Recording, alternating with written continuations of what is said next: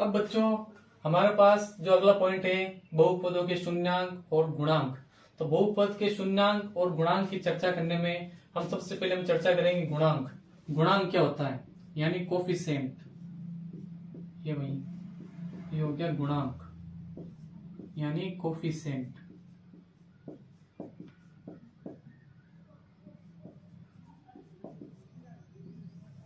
गुणांक की अगर छोटी सी डेफिनेशन हम याद रखें तो यहां ध्यान से देखो, गुणा में है जो अंक वो गुणांक कहलाता है। गुणा प्लस अंक, जो अंक गुणा के अंदर है वो गुणांक कहलाता है। जैसे अगर बात करूं मैं यहां पर कुछ बहुपद रख रहा हूं 3x plus 7, 4x square plus 9x plus 3 minus के 12 x की घात 3 प्लस 1/2 x माइनस 9।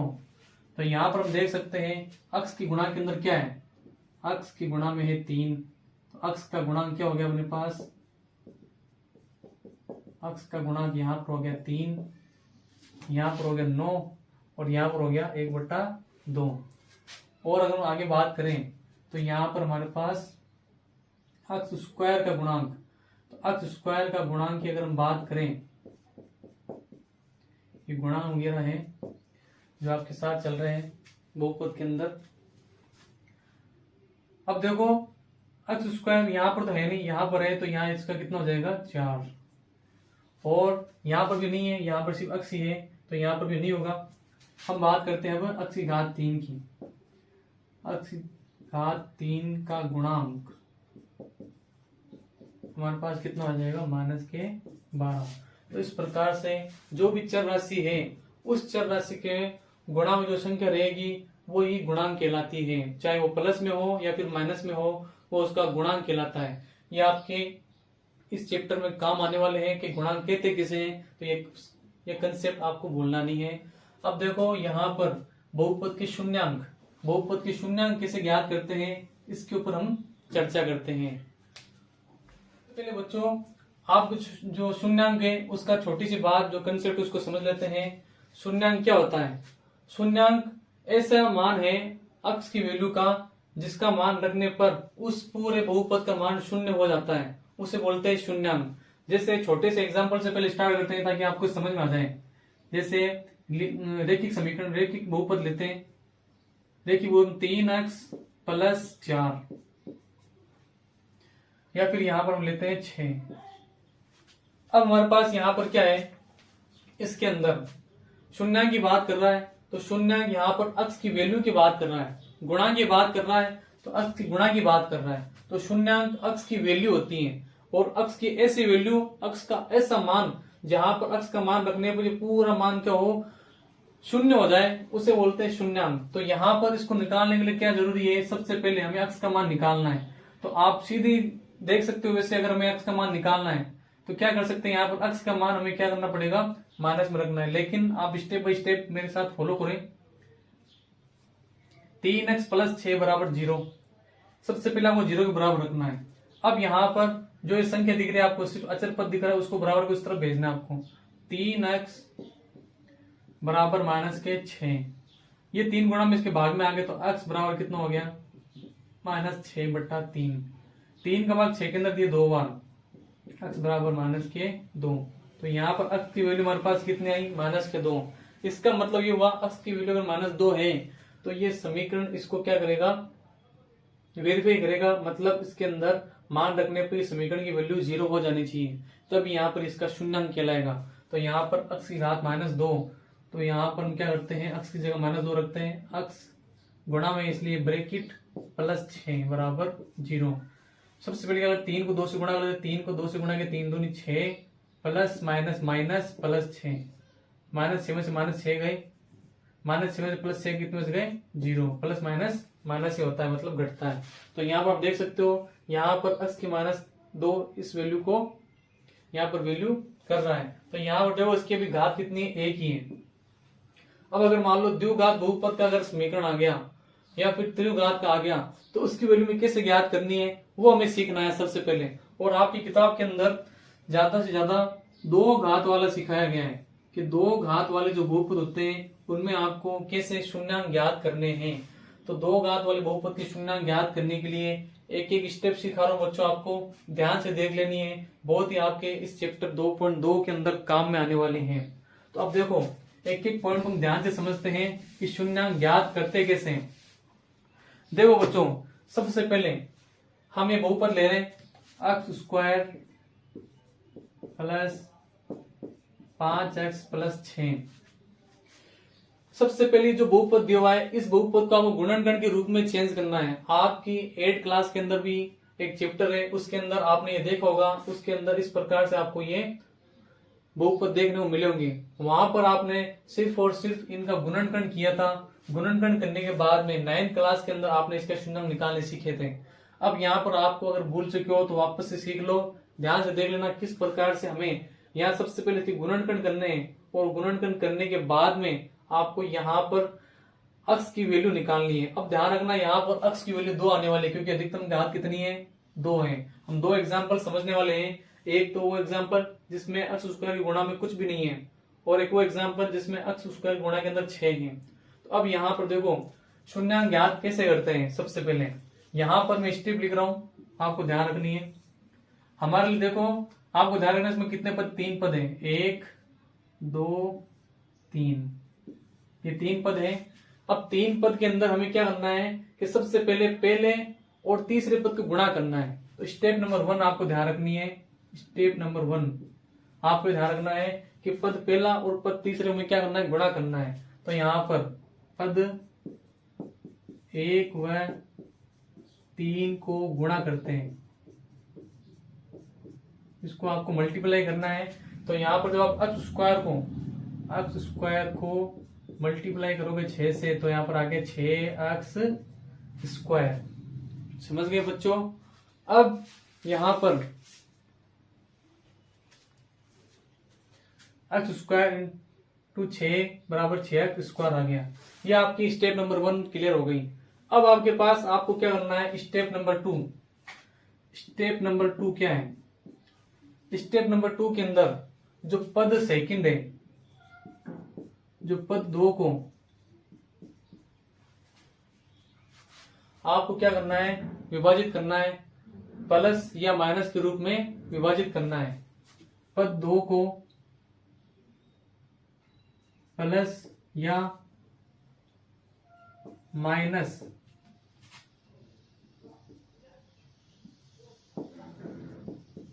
के रूप में बांटना है।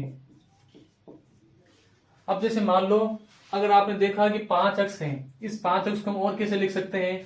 5 अक्ष को लिखने के और भी तरीके हमारे पास, जैसे मान लो 2 अक्ष प्लस 3 अक्ष, ऐसे भी हम लिख सकते हैं। और 5 अक्ष को और लिख सकते हैं, 5 अक्ष को हम लिख सकते हैं 1 अक्ष प्लस 4 अक्ष, ऐसे भी लिख सकते हैं। और हम 5 अक्ष को और भी और तरीके से लिख सकते हैं कि यहाँ पर 7 अक्ष माइनस 2 अक्ष। लेकिन इस बात को आपको ध्यान रखना है, यहां पर स्टेप नंबर 3 क्या कहती है। स्टेप नंबर 3 ये कहती है कि हमें इसको ऐसे रूप में बांटना है कि उन रूप को वापस गुणा करने पर ये वैल्यू आ जाए, 6x स्क्वायर आ जाए, उस रूप में बांटना है। अगर आपको चेक करना, अब आपको चेक करना है बच्चों कि अगर आप इन दोनों वैल्यू को मल्टीप्लाई करते हैं, जैसे मान लो ये तीनों वैल्यू इनको मल्टीप्लाई कर रहा हूं, तो यहां पर गुणा करने पर 6x स्क्वायर आए। क्या है, 6x स्क्वायर, मतलब 2 अक्ष को गुणा करना है 3 अक्ष से। सबसे पहले ये 2x प्लस 3 अक्ष को गुणा किया, कितने आ गए, गुणा करना है, ठीक है। ये गुणा किया, 2 को 3 से गुणा किया 6, अक्ष को अक्ष से गुणा किया 6x स्क्वायर। एक तो वैल्यू ये आ गई।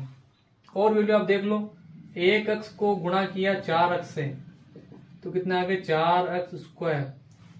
फिर यहाँ पर 7 अक्ष को गुणा किया माइनस के 2 अक्ष से, तो यहाँ पर आपके पास कितना आ गया, माइनस के 14x स्क्वायर। तो इस प्रकार से बच्चों आप देख सकते हो कि हमें यहाँ पर सबसे पहले करना क्या है, पहले और तीसरे पद, और ध्यान रखना पद इसी रूप में होना चाहिए, पहले x की घात 2, फिर x की घात a, फिर यहाँ लास्ट के अंदर अचर पद आना चाहिए।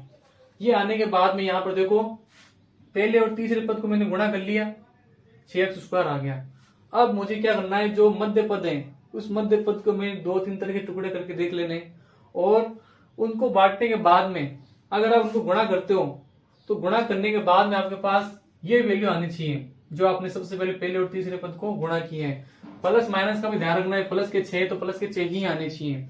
तो इस रूप में आपने क्या किया, 3 रूप में बांटना हमने यहाँ पर हमने इनको गुणा करके देखा तो यहाँ पर पता चला कि 2x और 3x गुणा करने पर ही 6x² आ रहे हैं, और यहाँ बाकी गुणा करने पर 6x² नहीं आ रहे हैं। तो इसका मतलब ये हुआ कि हम क्या कर सकते हैं, 5x को हम 2x + 3x के रूप में लिख सकते हैं।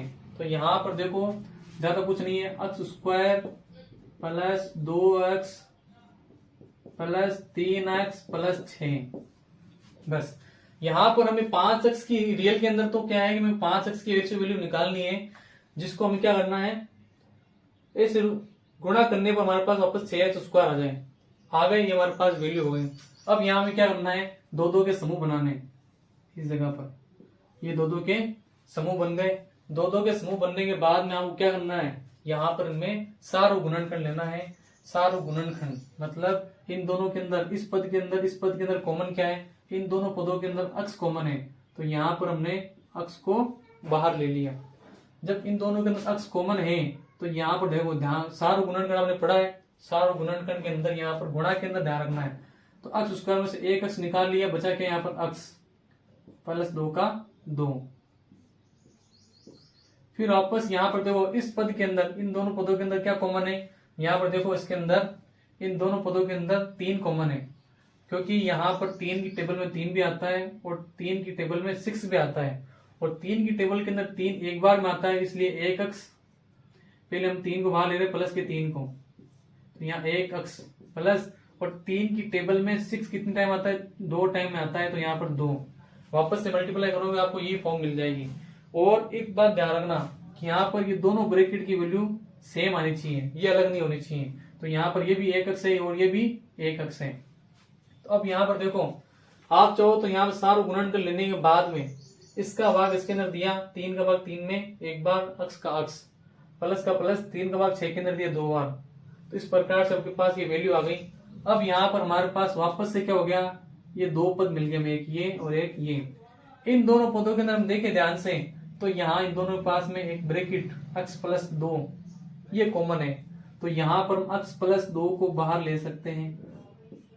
जब हमने यहाँ पर x + 2 को बाहर लिया, इसमें से x + 2 को, तो बचा क्या x को यहाँ रख दिया प्लस, और इसमें से x + 2 बाहर लेते हैं तो यहाँ बच गया 3। तो यहाँ पर ये तो आपका 8 क्लास तक का था कि कैसे हम बहुपद को क्या करते हैं, यहाँ पर गुणनखंड के रूप में लिखते हैं। यहाँ पर लिखने के बाद में यहाँ पर आपको अब शून्यांक कैसे ज्ञात करने हैं, यहाँ पर आपको शून्यांक ज्ञात करने के लिए क्या करना है, 0 के बराबर रखना है।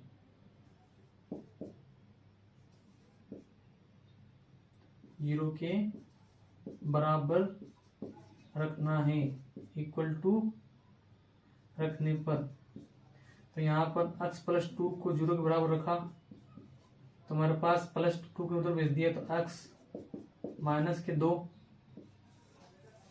और x + 3 को इसके बराबर रखा तो x = -3। तो इस प्रकार से आप देख सकते हो कि हमारे पास यहाँ पर x की वैल्यू क्या आ गई, x = -2, x बराबर कितने हो गए, -3।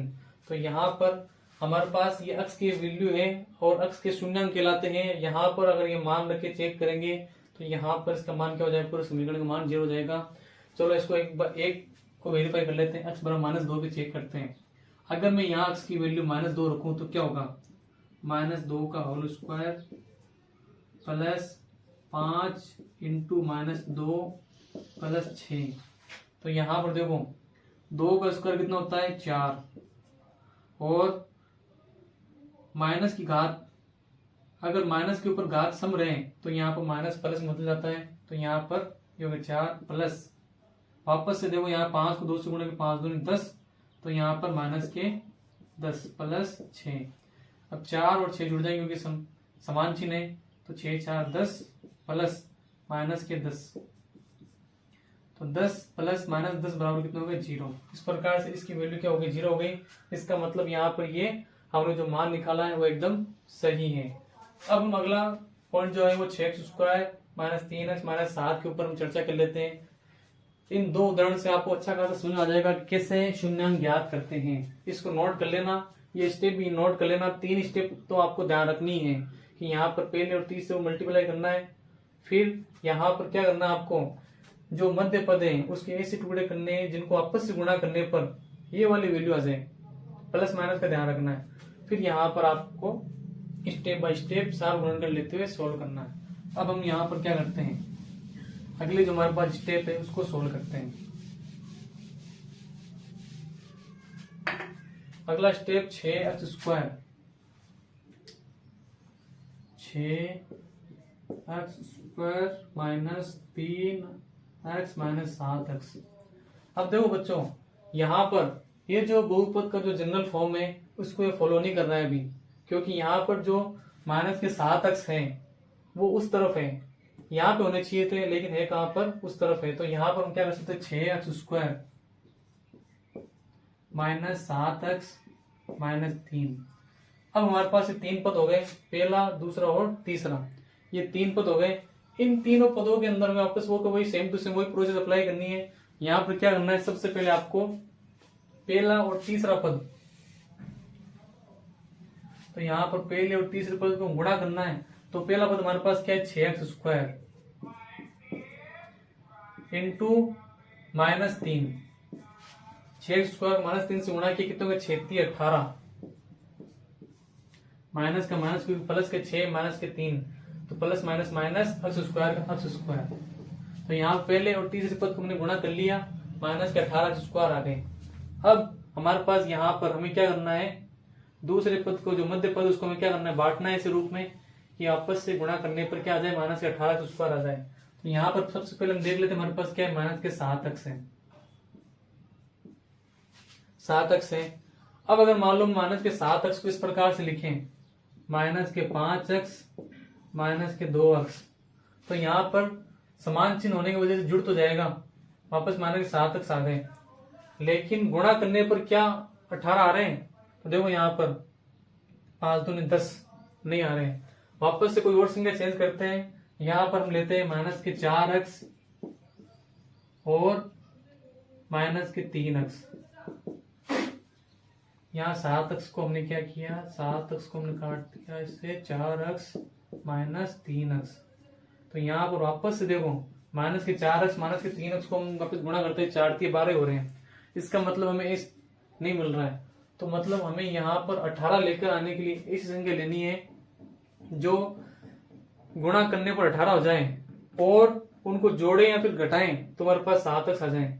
अगर हम ये चेक करें कि 9 18 कैसे आते हैं, तो 18 कितने तरीके से आते हैं, 6 3 18 भी आते हैं, लेकिन 6 और 3 9 और 7 नहीं होते हैं। तो हम यहाँ कर सकते हैं 9 दूनी 18 भी आते हैं। तो यहाँ पर हमें 9 और 2 के रूप में बांटते हैं 7 को, minus k 7x is equal to minus 9x plus k 2x। अगर मान लो हम यहाँ पर माइनस के 9x में से प्लस के 2x घटा देते हैं, वापस क्या बच रहा है हमारे पास माइनस के 7x, और इनको गुणा करने पर हमारे पास 18 भी आ रहे हैं और माइनस प्लस माइनस भी हो रहा है। तो इस प्रकार से हम चेक कर सकते हैं कि यहाँ पर इनको चेक कर लो, हमारे पास ये रूप हो जाएगा किस प्रकार से, अगर आप 7, ये तो हो नहीं रहा, स्टेप 3 गुणा करने में 6² आए, तो यहाँ पर हम क्या कर सकते हैं, माइनस के 9x इंटू 2x को जब हम गुणा कर रहे हैं तो यहाँ 9 दूनी 18 माइनस के 18x² आ गया इस प्रकार से। तो माइनस के 18x² आ रहा है, तो यहाँ पर हम क्या कर सकते हैं, इस जगह हम रख सकते हैं 6x² minus 9x, 6x² minus 9x plus 2x minus 3 बराबर 0। तो इस प्रकार से मैंने बांट दिया। अब यहाँ पर देखो इन दोनों के अंदर क्या कॉमन है और इन दोनों के अंदर क्या कॉमन है, इन दोनों के अंदर क्या कॉमन है, x भी कॉमन है और ये दोनों किसकी टेबल में आते हैं, ये दोनों 3 की टेबल में भी आते हैं। तो यहाँ पर हम 3 को यूज कर सकते हैं, 3 की टेबल में आती है 3। तो यहाँ पर हम लिखेंगे 3x। अब देखो पहले अगर दोनों में से x कॉमन ले रहे तो यहाँ पर सिर्फ x ही बचा, और 3 की टेबल के अंदर 2 बार में आता है तो 2x, और ये 3 बार में आता है इसलिए -3। फिर इन दोनों के अंदर कुछ भी कॉमन नहीं है। अगर कोई दो राशियों के अंदर कुछ भी कॉमन नहीं होता है तो वहां पर एक कॉमन जरूर होता है, तो हम प्लस का 1 रख सकते हैं। तो यहाँ आगे 2x -3, ये हो गया। 2x -3 होने के बाद में वापस से वह पद मिल गया ये वाला। इन दोनों पदों के अंदर 2x -3 कॉमन है, 2x -3 को हमने बाहर ले लिया। तो अब यहाँ पर इस पूरे स्टेप में से 2x -3 को बाहर लेने पर, 2x -3 को बाहर लेने पर क्या बचा, 3x। तो यहाँ पर हमने लिख दिया 3x + 1। तो 2x में से वापस हमें क्या करना है, इस पूरे स्टेप में 2x -3 कॉमन लिया तो क्या बचा, 1। इस प्रकार से हमने क्या किया, इस बहुपद को गुणनखंड के रूप में तो लिख दिया। अब बच्चों गुणनखंड के रूप में लिखने के बाद में आपको क्या करना है, शून्यांक निकालना है। तो वही स्टेप क्या करना है, इसको 0 के बराबर रखना है।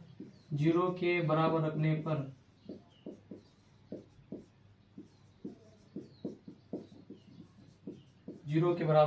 रखने पर तो यहां पर देखो इसके अंदर सबसे पहले इसको 0 के बराबर रखते हैं। तो 2x -3 = 0। माइनस के 3 उधर गए तो प्लस के 3, 2x = 3। 2 गुणा में भाग में भेज दी तो x =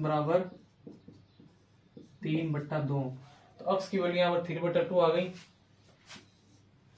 और यहाँ पर 3x + 1 को हमने 0 के बराबर किया तो प्लस का 1 के माइनस उधर जाएगा, माइनस हो जाएगा। 3x बराबर माइनस का 1, x बराबर -1/3। तो यहाँ पर x बराबर -1/3 हो गया। तो इस प्रकार से आपने सीख लिया कि शून्यांक कैसे ज्ञात करते हैं। बाकी शून्यांक और गुणांकों की जो एक इसके अंदर आपकी किताब के अंदर बताई हुई है कि कैसे आपको वेरीफाई करना है, जांच करना है, वो आप अपनी स्कूल के अंदर सीखोगे। लेकिन यहाँ पर आपको ध्यान रखना है शून्यांक और गुणांक कैसे ज्ञात करने हैं ये आपको पता होना जरूरी है। इन सवालों को बार बार प्रैक्टिस करना, और प्रैक्टिस के क्वेश्चन मैं आपको पीडीएफ के अंदर दे दूंगा। चलो हमारा अगला पॉइंट है पॉइंट नंबर 3, उसको सीखते हैं।